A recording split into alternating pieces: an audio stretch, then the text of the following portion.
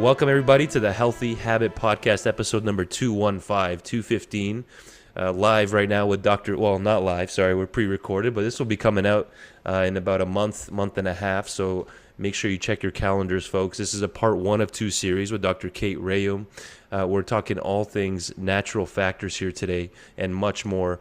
Dr. Kate's an author and naturopathic doctor, graduate and former faculty member of CCNM, the Canadian College of Naturopathic Medicine in Toronto, Ontario. Dr. Kate lectures internationally on many topics related to health and wellness, and she's a frequent guest on radio and television shows across North America. She's the author of the best-selling book, Vitamin K2 and the Calcium Paradox, How a Little-Known Vitamin Could Save Your Life. And if you haven't checked out our past episodes yet with Dr. Kate, you can head over to our Spotify or YouTube channel and just type in Dr.Kate in the search bar, and all of our past shows will pop up. And we're back for another good one here today. Dr. Kate, how are you doing? Hey, Dr. Dan, I'm great. Thanks. Great to be back with you. Likewise. So we're going to be diving in here on part one of two on hormones, healthy endocrine function. We'll highlight a few products that plug in and apply to what we're discussing here today, from EstroSense, MenoSense, AndroSense, and maybe even RX omega-3 if we have time. In part two, we'll be covering more of the adrenal glands, thyroid health, and like the thyroid health formula and ThyroSense. So let's start off with, endocrine system. What is that exactly referring to? What organs are involved in this important body system? What can go wrong? Tell us about the endocrine, some say endocrine system. Well, this is, of course, a major system in the body that governs so many aspects of our health and well-being. You can think of it as our body's hormone communication network. So hormones are produced by glands. There's lots of glands. There are, adrenals, thyroid, the pancreas is even a gland, ovaries, testes. So lots of glands in the body. And they produce hormones that send messages to other parts of the body. And that can govern everything from growth, reproduction, mood, sleep, you name it. There are so many, even our, energy metabolism, and so many aspects of our well-being is Right. is governed by the hormones. Yeah, absolutely. And, you know, people, when they hear the word hormones, what is that exactly referring to? And give us a kind of a breakdown. And, I don't even know, like, when someone says they need to get their hormones checked, what are you thinking that's going to be referring to? Or a patient that's come up to you before and said, should I get my hormones checked? How do you go about explaining that, what they might need as a starter type thing? hmm Oh, I think, a lot of people, when they say I should get my hormones checked, or when they're talking about hormones, they're talking about what we would call reproductive hormones. So, male and female so-called hormones. So the estrogen, Right. testosterone, progesterone, those are the big ones. That I'm hearing more about lately, concerns around menopause, perimenopause, for example. But this could also apply to thyroid hormones, adrenal hormones, because those govern our well-being on a day-to-day basis, literally, a daily rhythm. Right. And so, but those are the main ones I think that people talk about, and they're interconnected. So usually when you're getting one checked, if you think you should get one checked, you should probably get more, or not all of them. That could be a hard thing to do, but a lot of them checked. Absolutely. Couldn't agree anymore. And you can even do like the precursors like DHEA, upstream. You can check all things related to endocrine system and hormone production. So, how do they change over the lifespan of a woman? How do the hormones fluctuate, especially in those perimenopause, menopausal, postmenopausal years? Tell us a little bit about that. And yeah, we'll go deeper if necessary on those ones. Yeah, well, of course, we can think about the changes over a lifetime as the hormones sort of ramping up or kicking in around puberty and then kind of winding down, you could say, around menopause. Now, in between there, for women, there's a monthly change on top of it that should be regular, but can get off track for a number of reasons. And I think what more people are talking about now is that, up to a decade before menopause. So menopause is the complete cessation of the menstrual cycle in reproductive years. But there can be a decade or even more before that time where the hormones can act quite erratically. They're all over the map. So a woman may still have a cycle, but the cycle is very irregular. Sometimes it's heavy, sometimes it's light, sometimes it's short or long. Or maybe the cycle is still kind of regular, but women don't feel like themselves. They're not Right. sleeping well. They've got brain fog. And there has been a lot of misinformation, a lack of information. And more of that, I think, is coming to light now about people understanding hormones, the changes, especially that perimenopause into menopause phase, and counteracting some of the myths and misinformation that have predominated. And I think that's where our profession plays a amazing role to help ease that transition, right? So it's not just that drop off as you go from age 40 to 50 or 55. You get this massive drop off in progesterone, estrogen, even testosterone. Would you Mhm. agree with that? Like this is where we can come in to help. So it's not such a steep drop off, more of an easier transition. Like you said, it's a decade before where some of these symptoms start, with the dryness, with hot flashes and stuff like that. Is that a good way to look at it? Where we can potentially play a role, preventative naturopathic doctors? Yes, yes, because I think that the really important message here is that we're not at the mercy of our hormones and that these Yeah. hormones are take us for a wild ride.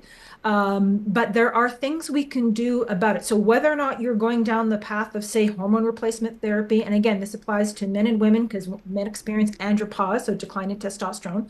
There are things we can do through nutrition, through nutritional supplements, diet and lifestyle that can ease this transition, that can help with the change in those hormones, how quickly they decline, healthy and unhealthy forms of those hormones, I think is really overlooked. And nutrition and lifestyle plays a huge role in that. Absolutely. So tell us about the EstroSense formula. I feel like this is a perfect time to bring that in, maybe to help support that natural balance of hormones in the body, getting rid of excess estrogens and much more with that. Tell us about this formula, why specifically these ingredients, and what's the main goal with the formula. If a woman was to pick that up and say, what is this for exactly? How would you explain that?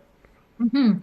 So this is to help with healthy hormone balance and healthy estrogen balance throughout the reproductive cycle. So this is for, women who may have problems with their periods. So if they're having a regular cycle, that applies here for women who are heading into the perimenopause phase and the hormones are sort of up and down all over. And even for women into the menopausal phase, we talk about declining estrogen levels, which is true, but there are still helpful and harmful forms of estrogen in the body. Yeah. And whether they're helpful or harmful, and the absolute levels of certain types of estrogens has to do with the liver. And so anything we can do to support the liver's detoxification of these estrogens is really important. So this is where EstroSense comes in. It has a number of compounds like indole 3 carbinol, sulforaphane, calcium D-glucarate, for example. These are nutrients that probably are not familiar even to your more educated listeners because many of them are, for example, specific compounds found in cruciferous vegetables. Eating lots of cruciferous vegetables is really important for liver health when we're talking about hormone health. Uh huh. There's also a number of targeted it also liver detox support nutrients, but antioxidants like green tea extract, for example. And so all of these together help the body deal with estrogens, whether they're made in the body, incoming, or the balance again between helpful and harmful estrogens, which is always important even after menopause. So we think, oh, menopause, the estrogen's gone, but we still have to manage, in fact, this balance.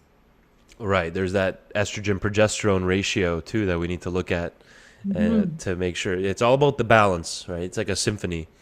So are men able to take, even though it's from the Women's Sense line, the WS line here of Natural Factors, but can men take this formula too if they have potential excess estrogen or imbalance between testosterone and estrogen?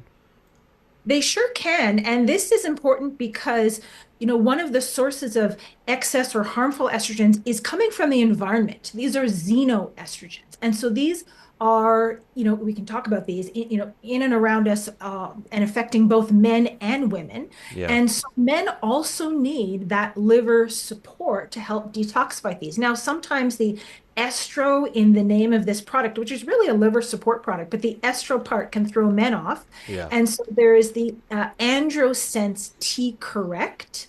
which is really the same formula, but for men, they want to wrap their heads around the balance between estrogen and testosterone. We want to get often the estrogen down to allow the testosterone to come back up or do things to support the testosterone. So the EstroSense T Correct is, again, liver support to make sure we can process these estrogens so they're not interfering with the hormone balance. Thanks for explaining that, Dr. Kate. Perfect. And can you elaborate a bit more on xenoestrogens? Can you tell us about that and what role that plays when someone hears the word a xenoestrogen or maybe even a plasticizer? These types of things that affect hormones. What is that exactly? Yes, xenoestrogens are environmental compounds, chemicals that are really common in the environment. So Yeah. we find these things in plastics, as you mentioned, or plasticizers. These are Yeah. in body care products, things that make your body care products slippery or moisturizing, for example. Fragrances, absolutely. Pesticides, even. We're kind of surrounded in a sea of these things, any kinds of artificial fragrances like air fresheners. And these will come into the body and mimic estrogen. They will combine to our estrogen receptors and essentially mimic or create a sense of estrogen in the body. And they need to be removed and detoxified. And so there's a number of things we can do for that. And EstroSense plays this role for men or women to help the liver remove those harmful external estrogen type compounds.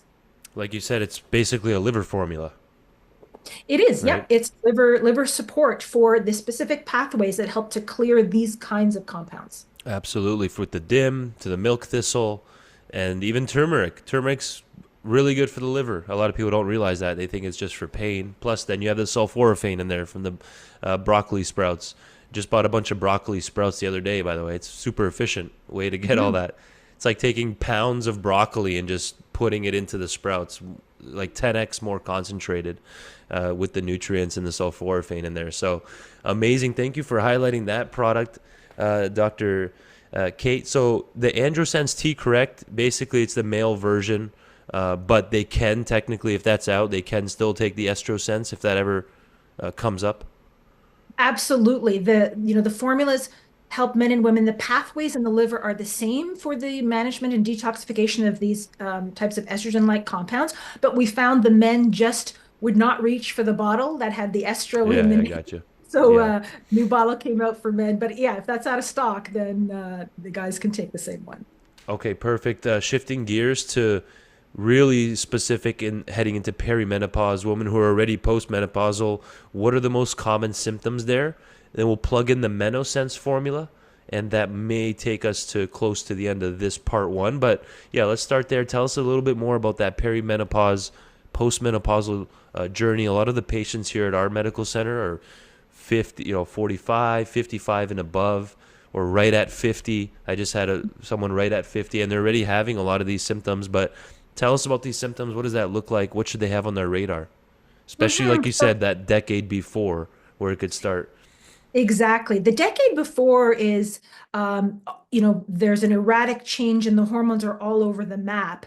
As you get closer and closer to menopause, so the end of perimenopause, around the menopausal transition is where you tend to start seeing, depends on the individual, some will see these symptoms sooner, but you tend to start seeing those classic menopause, night sweats, hot flashes, more vaginal dryness, these kinds of symptoms, which again are often related to this imbalance between estrogen and progesterone, but they do benefit from some specific support for those particular symptoms. So there are very well researched, tried and true long history of use herbs black cohosh, for example, Uh-huh. dong quai, vitex, chase tree berry is another word for that.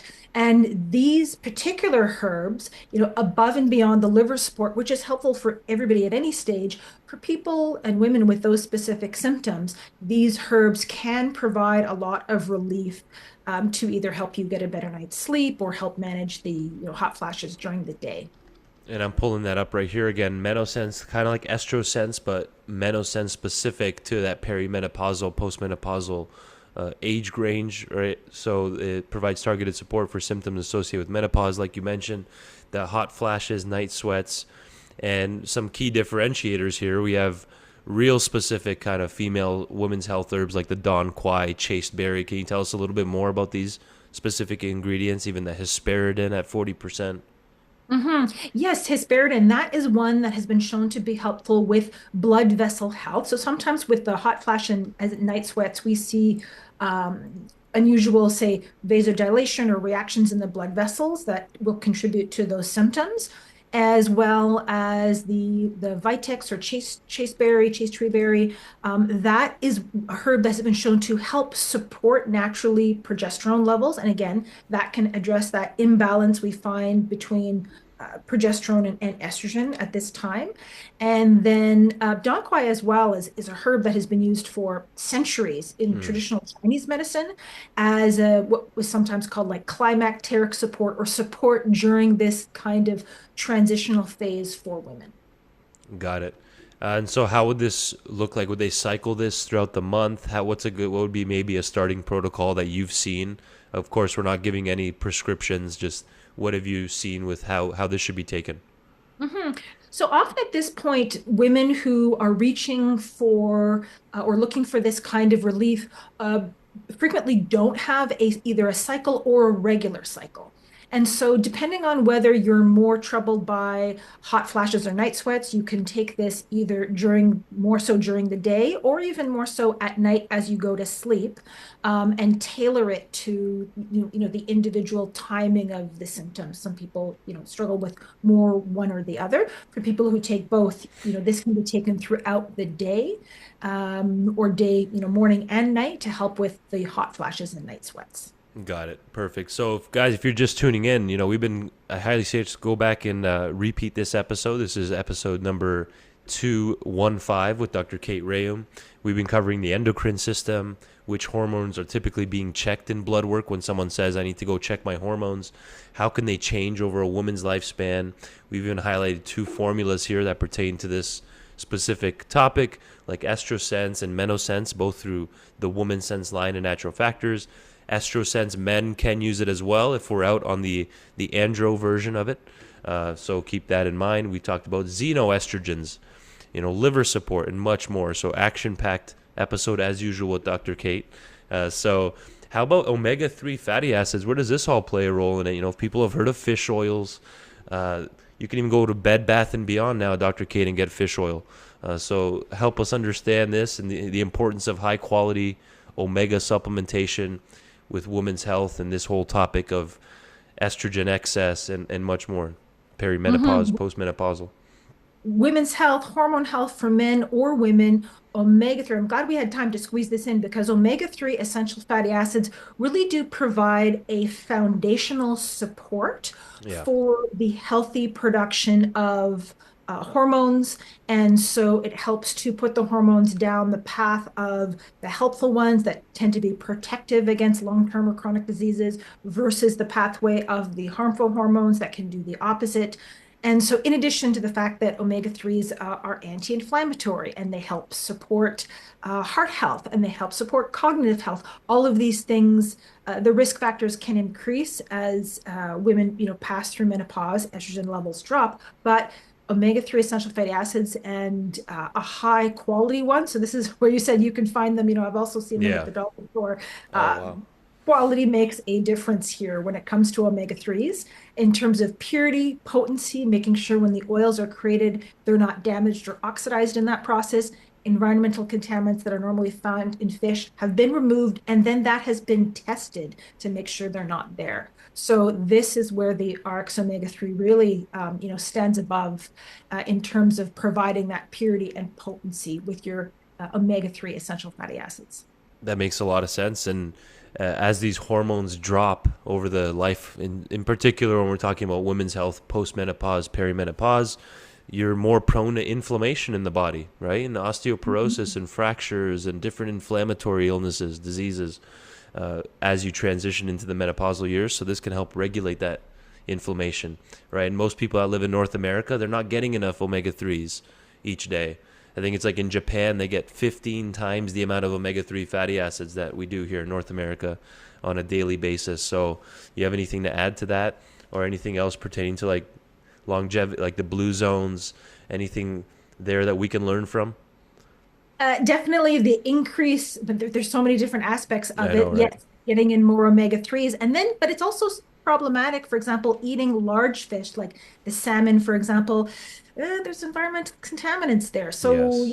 you don't want to be eating those necessarily on a daily basis. You want to either stick with the smaller fish like anchovies and sardines, or, a high quality omega-3 supplement helps you get the good fats without the environmental contaminants. So there's definitely a benefit to that. Got it. Again, the RX Omega 3 is a good starting point there to get all the omegas in balance. I've used them clinically for many years as well. So it's a good product to start covering your bases with the omega 3 fatty acids, EPA, and DHA. Anything that we missed here, Dr. Kate? I want to make sure we're hitting all the important things in our healthy endocrine function part one on hormones. Anything else that you wanted to add to this? Mhm. Well, the main thing I would want to add is to talk about adrenal function, but I know we're going to be talking about that in our next segment. So Right. I'm glad that we have time to delve into that because it's Yeah. such an important piece of the puzzle. But I think the take-home message here is that, as I said earlier, we're not at the mercy of our hormones as they start to change. There's lots that we can do to be proactive, nutritionally, lifestyle, seeking help, for example, to make that transition as smooth as possible. And I want to hear what you would say if we have, because we're constantly doing meet and greets here, that people who are interested in potentially, a candidate to become a new patient with us that haven't had blood work in, let's say, 14 years. Like, let's say it's a 65-year-old woman who hasn't had a blood test maybe ever on her progesterone, estrogen, testosterone. What would you say? How would you, like, what do you want her to know? That it is so worthwhile getting this blood work done. It can be such an eye opener, and especially for for people at any age. Especially those women in their 40s that are starting to wonder, is it too soon? What's happening? That can be a real eye opener, game changer to make changes early on. It's literally never too late and Yeah. arguably almost never too early. But the information that it can reveal is not something you can figure out necessarily just from trying to monitor your own signs and symptoms. It really is can get a closer look at the hormonal picture. Yeah. Perfect. That's a great place to end it right there, Dr. Kate. Always appreciate your time. And what's a good resource that people can go to learn more about you or the company or anything we're discussing, any hormone resources, anything you want to leave us with that I could just add in the show notes below? Yeah, Links? people can reach me at www.drkateND for naturopathicdoctor.com, or to learn more about, say, EstroSense or AndroSense T Correct, they can go to www.naturalfactors.com. Got it. Noted. And we'll be talking to Dr. Kate here real soon in our part two, where we're going to be diving even deeper into adrenal glands and the thyroid. So thank you again for your time, and we'll talk soon, Dr. Kate. Thanks, Dr. Dan. Take care.